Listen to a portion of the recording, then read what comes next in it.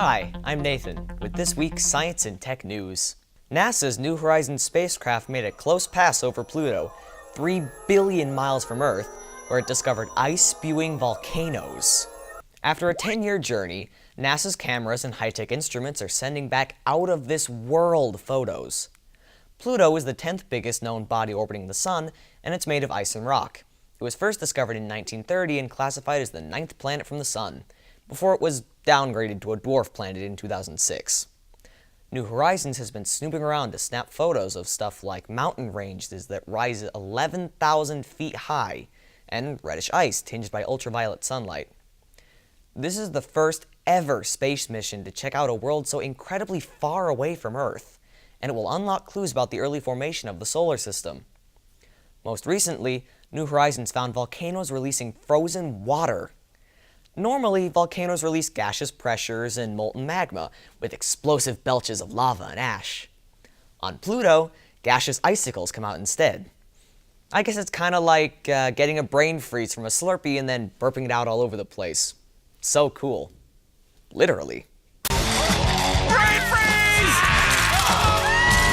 From cryovolcanoes to SeaWorld, the theme park is replacing its iconic Shamu killer whale show with displays focused on conservation. Orcas are nicknamed killer whales because these beautiful creatures are the largest of the dolphins and hunt down seals, sea lions, and even other whales. When they're kept in theme parks, like SeaWorld, or in aquariums, studies have shown the limited environments can cause them to suffer. To keep the creatures happy and healthy, scientists say the marine animals should be kept in appropriately sized pools, clean facilities, and in healthy social groupings.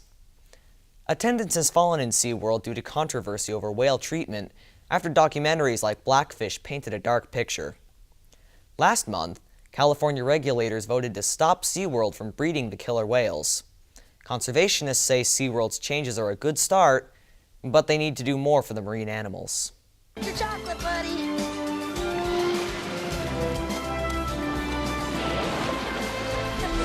Speaking of conservation, our oxygen could use some TLC since carbon dioxide levels hit record highs for the 30th year in a row. Also known as CO2 and greenhouse gases, the potentially toxic substance forms a blanket in our atmosphere that traps the sun's heat and causes global warming. Man-made pollution has been linked to increasing levels of CO2 and climate change, triggering wacky weather patterns like heat waves, polar vortexes, acidic oceans, and rising sea levels. When we breathe in oxygen, we expel carbon dioxide, so it's not like the room you're in is filling up with poisonous vapors or anything.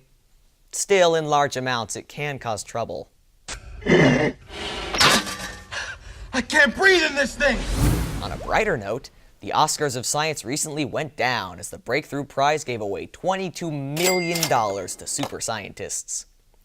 The star-studded red carpet event had Russell Crowe, Hilary Swank, and Pharrell Williams in attendance, with comedian Seth MacFarlane as host. Turing set it up so that when the Nazis turned on their Enigma machine, it asked them if they wanted to log in using Facebook. Breakthrough was originally founded by brilliant scientists, including Yuri Milner, Sergey Brin, and Facebook's Mark Zuckerberg. Breakthrough prizes are given in categories like life sciences, physics, and mathematics. There's even a Breakthrough Junior Challenge for teens ages 13 to 18, where they make short videos about big ideas. Scientists were awarded for breakthroughs in everything from new treatments to heart diseases to discoveries of how tiny particles called neutrinos behave. The Junior Prize went to Ryan Chester of North Railton High School in Ohio for his science video explaining Albert Einstein's theory of relativity and what it reveals about how time works. It was truly groundbreaking. But it doesn't have to be complicated or hard to understand. In fact, I bet we could formulate it ourselves.